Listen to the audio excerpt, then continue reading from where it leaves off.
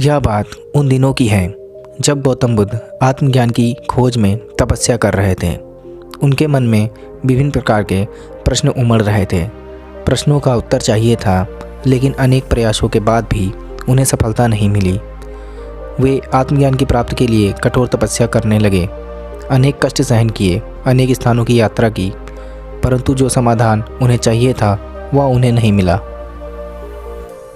एक दिन उनके मन में कुछ निराशा का संचार हुआ और वे सोचने लगे, धन, माया, मोह और संसार के समस्त वस्तुओं का भी त्याग कर दिया, फिर भी आत्मज्ञान की प्राप्ति नहीं हुई।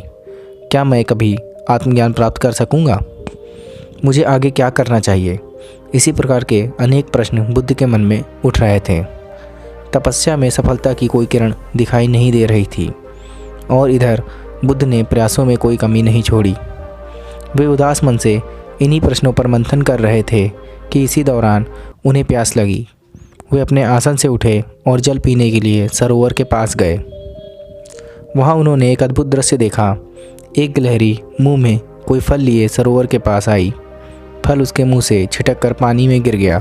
गिलहरी ने देखा फल पानी की गहराइयों में जा रहा है। गिलहरी ने पानी में छलांग लगा दी। उसने अपना सारा शरीर पानी में भिगोया और बाहर आ गई। बाहर आकर उसने अपने शरीर पर लगा पानी झाड़ दिया और पुनः सरोवर में कूद गई। उसने यह क्रम जारी रखा। बुद्ध उसे देख रहे थे, लेकिन गिलहरी इस बात से अनजान थी। वह लगातार अपने काम में लगी रही। बुद्ध सोचने लगे, यह कैसी गिलहरी है? सरोवर का जल यह कभी नहीं सुखा सकेगी। लेकिन इसने हिम्मत नहीं हारी। यह पूरी शक्ति लगाकर सरोवर को खाली करने में जुटी है। अचानक बुद्ध के मन में एक विचार का उदय हुआ। यह तो गिलहरी है, फिर भी अपने लक्ष्य को प्राप्त करने में जुटी है। मैं तो मनुष्य हूँ, आत्मज्ञान प्राप्त नहीं हुआ तो मन में निराशा के भाव आने लगे। मैं पुनः तपस्या में जुट जाऊँगा।